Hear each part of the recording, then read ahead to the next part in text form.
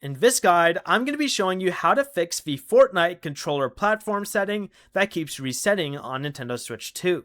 This is Miguel from Just Boz, and before we get into this guide, make sure to like the video and subscribe to the channel with all notifications on for more content like this. It really does help out the channel and we'd greatly appreciate it. If you have any questions, just ask them down in the comment section below. I'm going to be doing my best to reply to every single comment down there.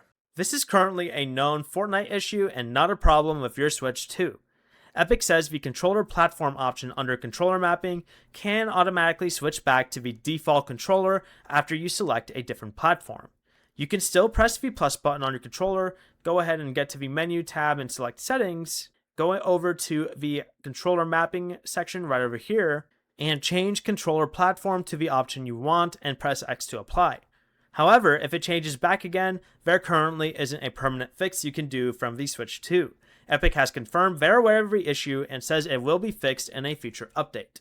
Before you leave, remember to like the video and subscribe to the channel with all notifications on for more content like this. It really does help out the channel and we'd greatly appreciate it. And if you did have any questions, just ask them down in the comment section below.